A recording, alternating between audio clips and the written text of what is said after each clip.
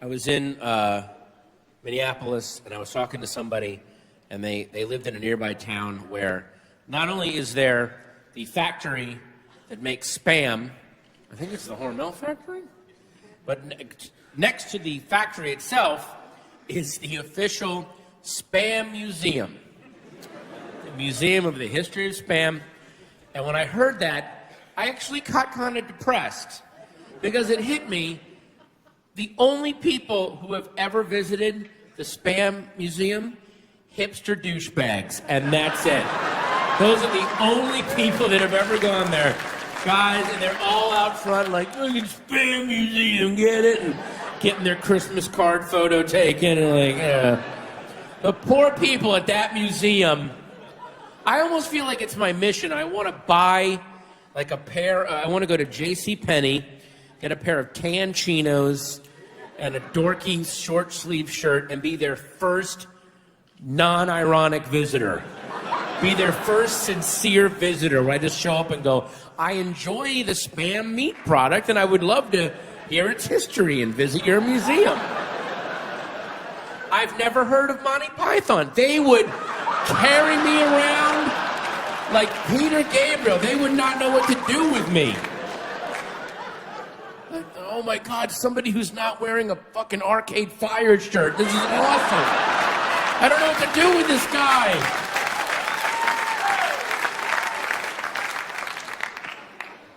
Their first non-ironic visitor.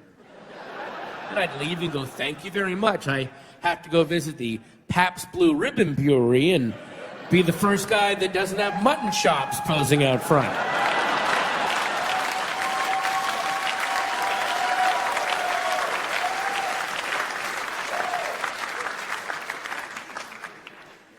We're gonna have to dub me saying brewery and not brewery. Did you fucking hear that? Gotta go visit the brewery. You know where they brew the beers?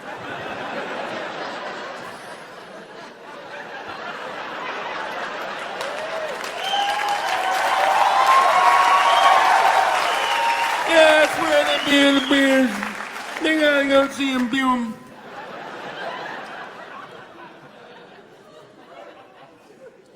Gotta lose some goddamn weight once and for all.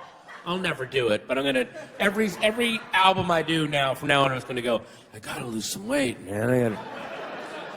10 albums from now, I'm gonna come out here on a rascal scooter. I gotta lose some weight. This time I'm gonna do it. I know I gotta do something because my 2-year-old daughter loves to do these little dance parties where I'll play music all through the house. And it's not like that kiddie stuff either. It's whatever I'm listening to. She loves it. Pixies and Beatles, doesn't matter. And she'll dance. She likes to does a little dance. And I'll go, yeah, dance party. And we'll start dancing. And she's a rocket. She can just dance forever. And I'm good for 90 seconds. I'll be like, yeah. And then I got to go, just keep dancing. There you go. And I'll lean against the wall. It's almost like, I don't know if anyone remembers when Axl Rose came out on the VMAs a few years ago for the Guns N' Roses reunion. And Axl Rose was a slinky, serpenty rock god. And then after kind of kicking everyone out of the band, he sort of gained the equivalent of Duff McKagan. Like he basically put on one of his other band members in weight equivalent, and he made the mistake, they had, his microphone was out in the middle of the stage, but he made the mistake of running from the edge of the stage all the way out to the center mic to start singing Welcome to the Jungle, remember that? And he ran way too fast, and he basically did like what I would do if I was doing, he comes running out going, yeah, Guns N' Roses, he's like, welcome to the jungle!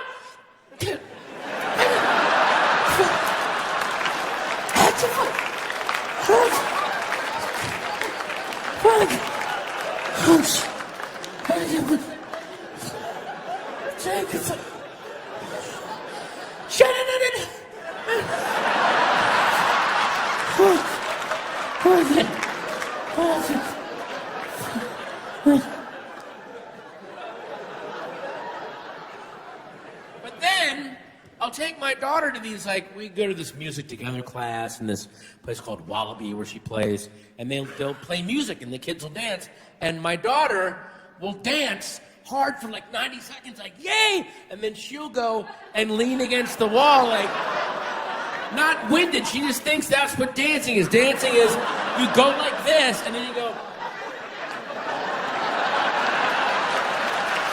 I'm dancing like, no, sweetie, you can probably keep dancing. You're not sweating all of a sudden. And I bet your left arm doesn't hurt.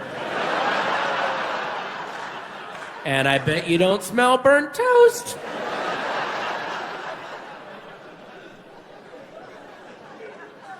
But the problem is, it's just the goddamn meetings to go lose weight.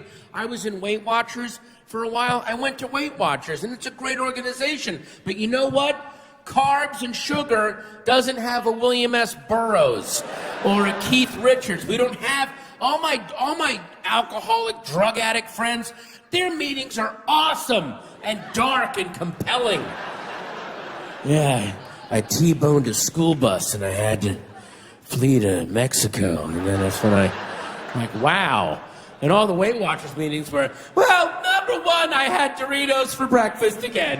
And, but I decided to forgive myself and I put it in my points counter. And then I went to a friend's pool party and I said, damn it, I'm gonna swim. And I got in the pool and it doesn't matter how I look. And I was very cool with myself, but they had pie. And I realized I subconsciously cut a huge slice of pie and left it beside the pool so I could swim up to it and take a bite every now and then.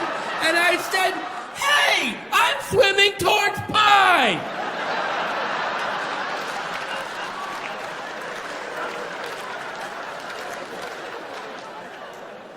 And hearing myself say that stuff really was like, I can't do this. This is horrible. I need one, there's gotta be one dark, creepy Hubert Selby Jr. weight loss story. Like, yeah, I was living with this obese 13-year-old prostitute down in Juarez, and we ripped off a drugstore and used the money to buy 9 boxes of hard pretzels. Utz, not that Snyder's shit for squares. We binged out for about 5 days, and on the 6th morning I woke up, she was gone. And she'd stolen that stash of Ritz crackers I'd hid in the mattress. And that's when I looked in the mirror and told myself, it's time to start swimming away from pie.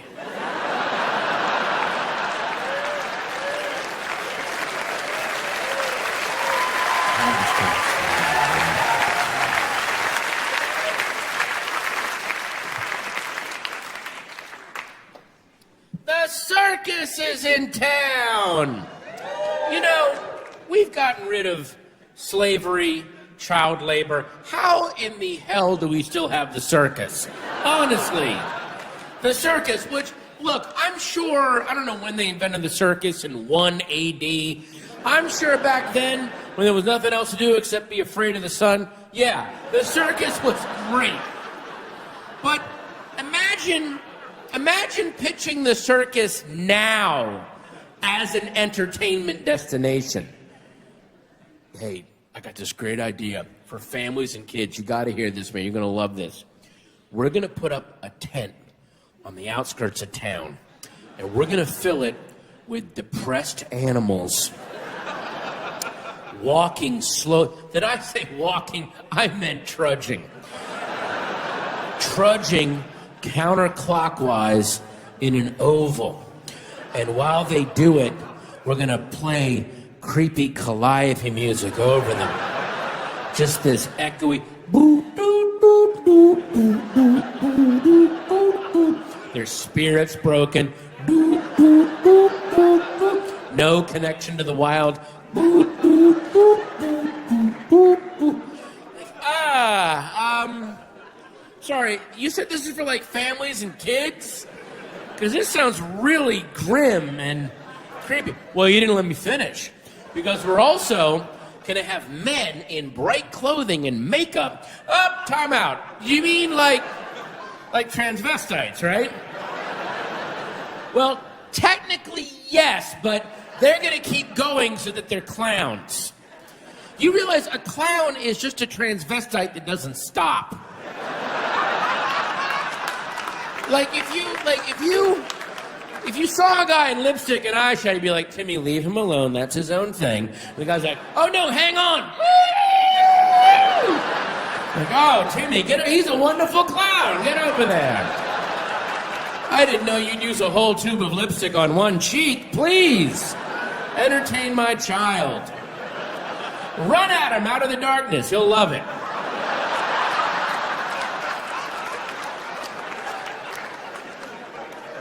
And every animal in the circus openly doesn't want to be there or wants to murder you. Every single one. When was that a plus for audiences to see things entertain them against their will? Like, yeah, we went to the moor last night. We saw Patton Oswald. He was okay, but like, you could tell he wanted to be up there. I hate that. I like it when my performers are chased out on stage by a guy with a chair and a starter pistol, and then they have to stand in place under a cage, and they just glare at me and just yell. That's the best. Like I've seen Elton John in concert 5 times. C-. What I'd like to see, what I want to see, I'd love to see him get chased out to his piano by a guy with a bullwhip.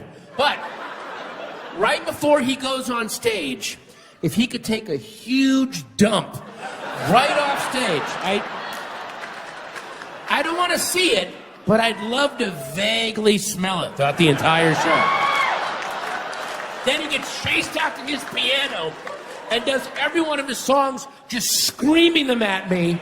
And then as he finishes each one, he tries to run away and they chase him out again. So the whole concert is like, how wonderful life is with you in the...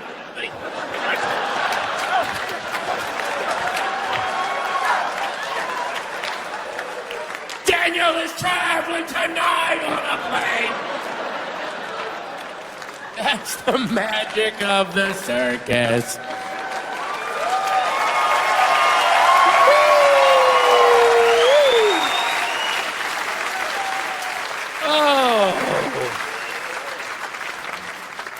Took my daughter to Disneyland, and next to Disneyland, there's a place, and yeah, you know what, I gotta say something. At an ironic distance, everyone's like, yeah, Disneyland. You ever gone there recently? It's amazing. I'd forgotten how amazing. Just the level of detail is ridiculous. It really is like, wow, if you give an obsessive compulsive enough money, sometimes they do really amazing stuff. It's amazing. But next door, there's this place called California Adventure, which is also really fun. And they had this thing called the Redwood Creek Challenge Trail, and it's got rope bridges and climbing walls and slides, and it's so much fun. And she loved it, and she's running around.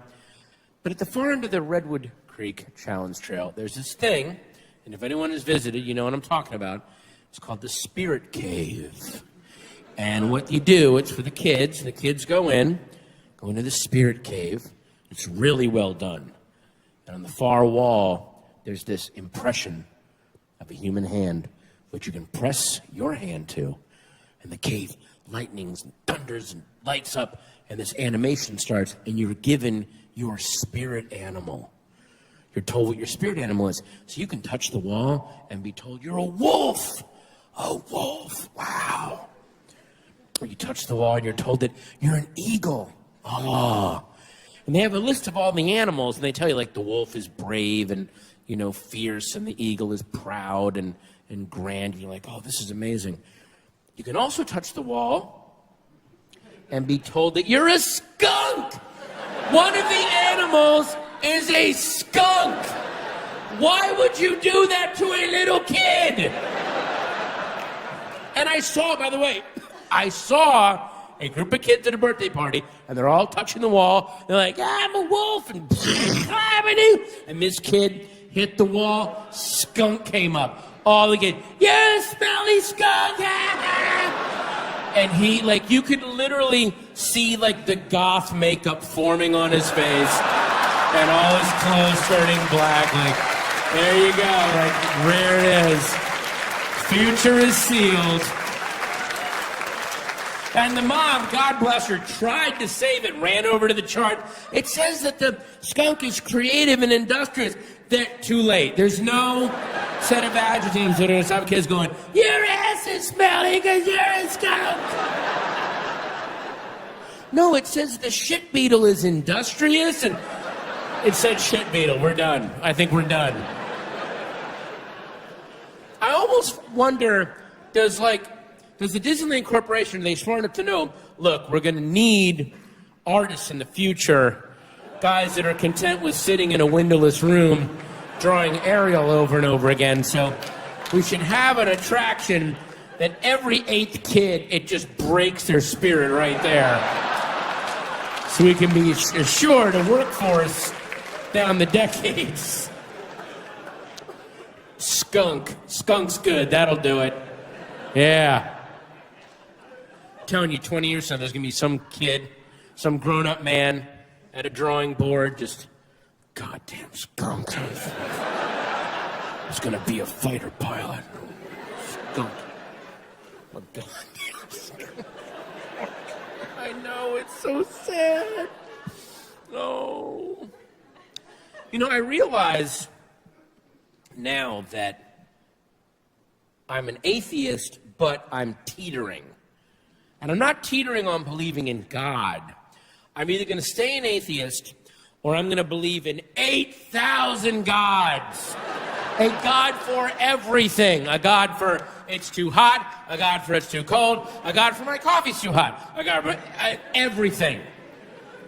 And I think I may have run into one of the minor deities recently. I was in O'Hare Airport, and there was a food court near my gate, so I went and I got a sandwich. And they have a little, area of tables and chairs, and you take your food, sit, and I'm eating my sandwich. And it took me about a minute before I looked up and I realized everybody in the food court is being so nice and polite. If they're talking to each other, they're talking at this volume. And if they're on a cell phone, they're also talking at this volume. Because what most people don't seem to realize is, if you talk into a cell phone at this level, the other person can hear you perfectly fine. A cell phone is not a walkie-talkie in the Korean War. You don't need to be like, Hotel India Foxtrot, do you acknowledge?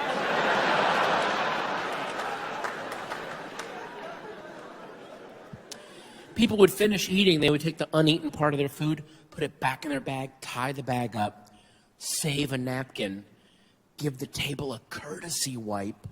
A courtesy wipe!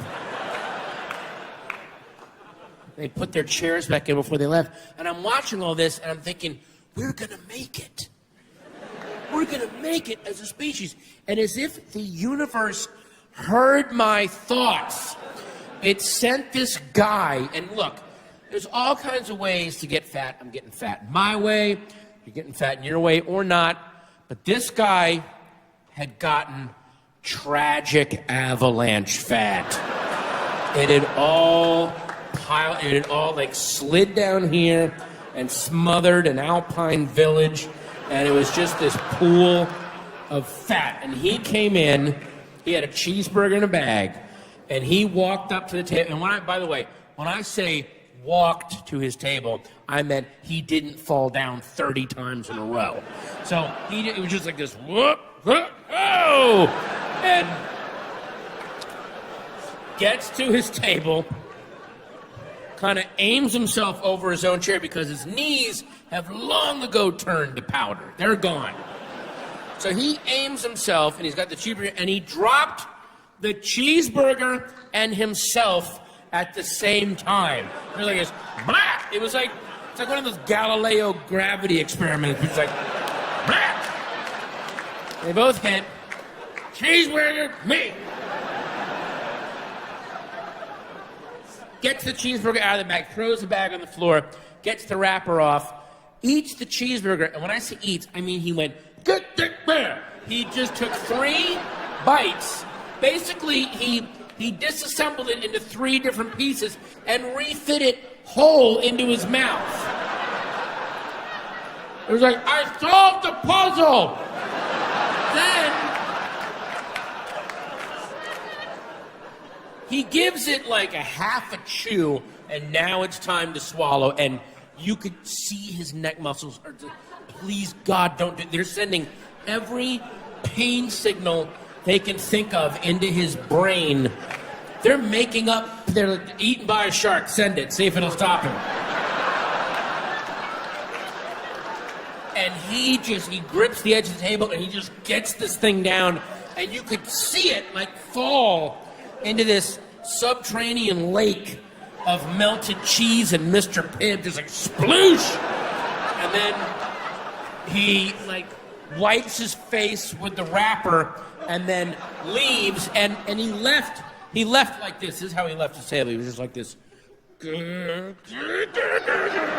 Like his whole life, he's the Boulder from Raiders of the Lost Ark. He just is gonna, hey, wee!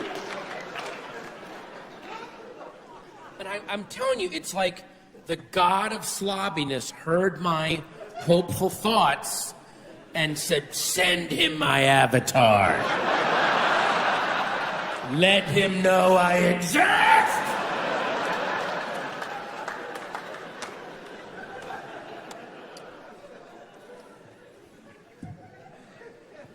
I got some Ambien waiting back in the room. Woo, party! That's the one drug I could see becoming very addicted to. I gotta be really careful. Ambien is amazing because it puts you to sleep, which is fine. But the amazing thing about Ambien is that half hour before you go to sleep. If anyone's ever taken it, you know that as you're falling asleep, I don't know what it is in that drug. It feels like you're about to get the most glorious flu that anyone's ever gotten. Not in a gross, sick way. That kind of flu that comes from the exhaustion that is brought on by crushing all your enemies, achieving all your goals, setting the world right, knowing your legacy is secure. You're like, I can just lay in this bed and just fade. Oh, this is awesome. I won! Like, it gives you this, God forbid they ever invent a suicide pill, because if they can invent a pill that convinces you as you're dying that you're my legacy is secure. And then the next day at the Burger King, we need another manager. I don't know what he's gonna do. He killed himself last night. He's terrible.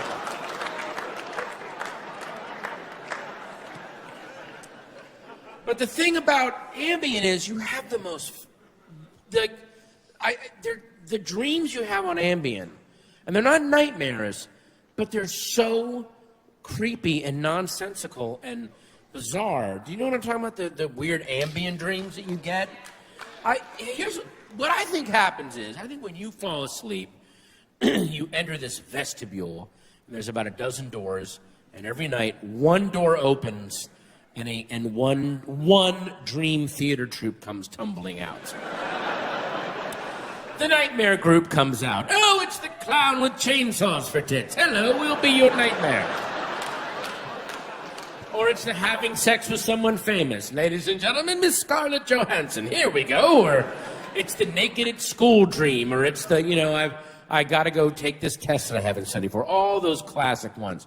You take Ambien, go in the vestibule, all the doors open up.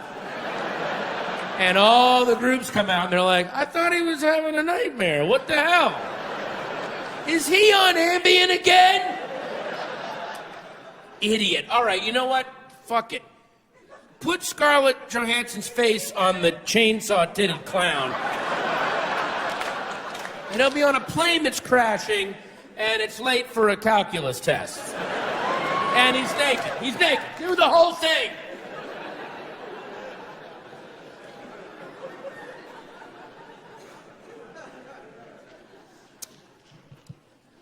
My second favorite Christmas memory of all time happened in Los Angeles. Los Angeles at Christmas time is beautiful. It is beautiful. You know why? Everybody leaves. The city just empties out. There's no traffic. It's quiet. It's like I Am Legend, but you can get a sandwich. It's perfect. It was Christmas Eve, 1996. And what movie had just opened up? Jerry Maguire. Yeah, 1996. My brother and I are drinking at a bar off of Hollywood Boulevard. 8 o'clock rolls around. We are wasted. And my brother goes, hey, we should go see a movie. And I say, capital ID, old sport, vomit.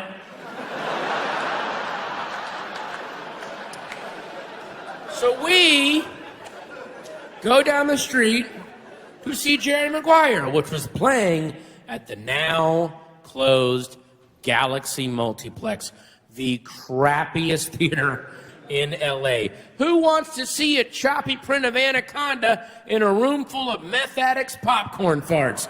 Well, come on down to the Galaxy, where the glamour of Hollywood gets peed on nightly.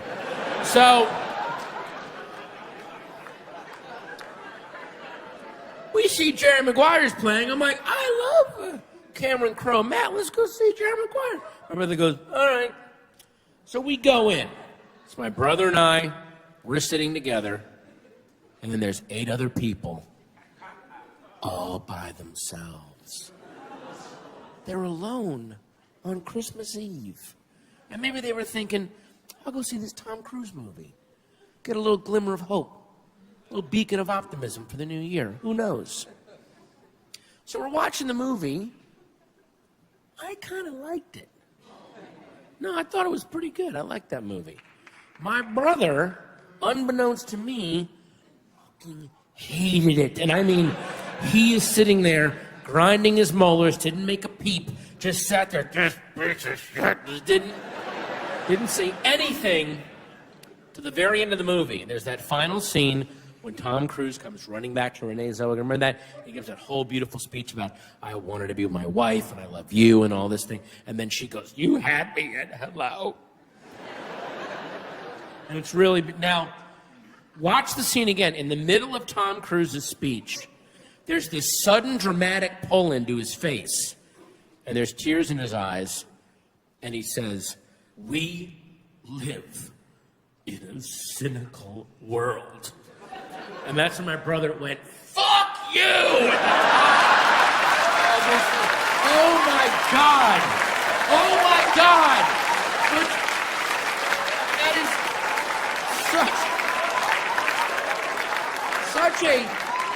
it was such a horrible, rude thing to yell.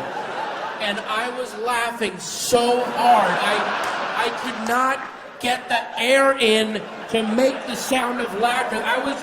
People ask me, what is your favorite comedy of all time? Jerry Maguire, when my brother yells, fuck you at Tom Cruise. It is a 90-minute setup to one punchline. It's like not jerking off for 10 years and then painting the garage. Oh my God! I'm seeing dead kings!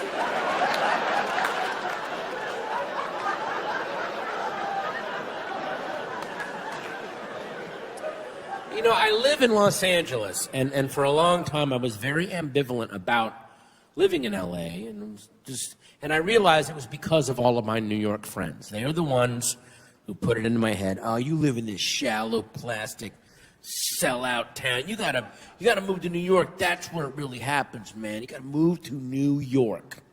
So last year, I moved to New York. I lived in New York for a month. And now I know why all of my New York friends want me to move there. They want another warm body between them and the constant spray of shit and horror that you're just subjected to. And by the way, New York is a great place to visit. Don't get me wrong. But you live there full time. It turns your skull into a cage and your brain into a rat. And the city is just a stick poking the rat all day. And you literally, you get to the point where you're like, I want someone to be sad, and I want to know that I'm responsible.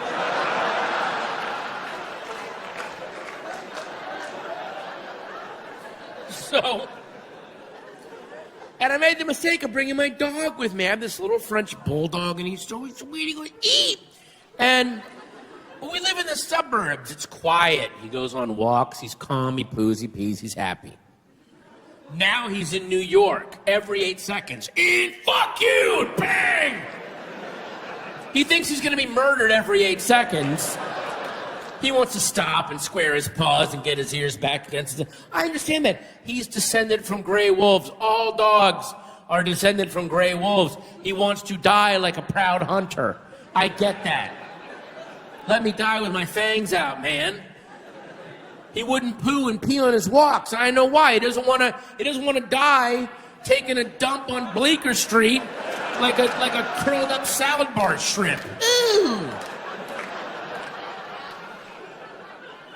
So he was miserable. I was miserable. I'm like, what am I going to do? He's my little guy. So my solution was I found near my apartment this access tunnel down into the subway. It was just this horrible, grime-covered, just filth tunnel, but you would go in it, and it was relatively quiet compared to the rest of the city. And my dog could calm down and do his business. And he was pooping on stratified decades of filth. I mean, his poop was the cleanest thing in the tunnel, basically. And I would pick it up and take it away. I wanted to walk down the street with this poo on social contract, assholes! So, it's my last night there. I know I'm leaving the next day. I'm so happy. Oh boy, this is great. Let's take him out for his poo. We go down the tunnel. My dog is circling, picking a spot to poop on the decomposing characters from Gangs of New York. Just like, come on, man. Come on, do it. And he's just circling, and I look up. 10 feet away are two crackheads. One of the crackheads is on his knees about to blow the other crackhead. Whose cock and balls are out! Cock and balls are out!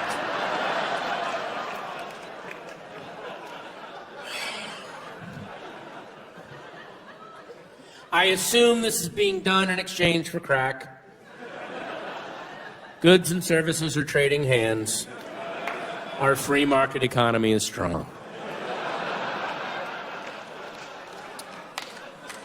I immediately look away. Oh, I don't want to see this. Oh, God, no, I don't want to see this. Come on, buddy, do it! My dog starts to poop. And that's when I hear from 10 feet away, nice.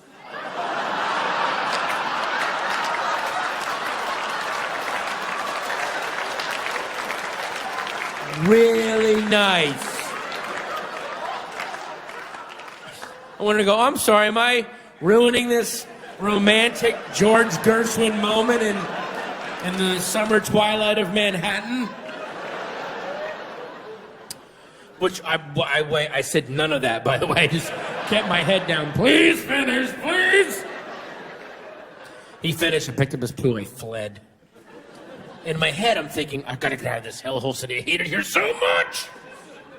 But then I realized me and my dog were part of that crackhead's conversation later on about his horrible night out.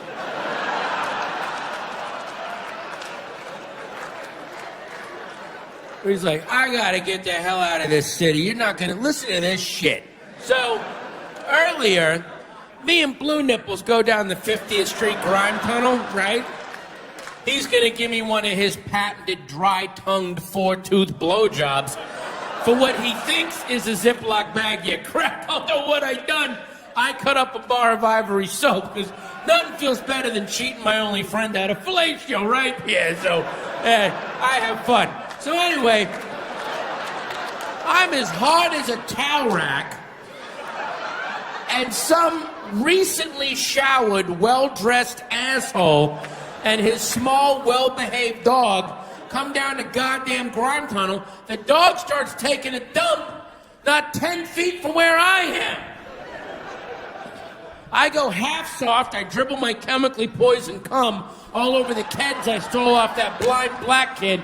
I gotta get the fuck out of this city. It robs you of your goddamn humanity. Thank you, Seattle.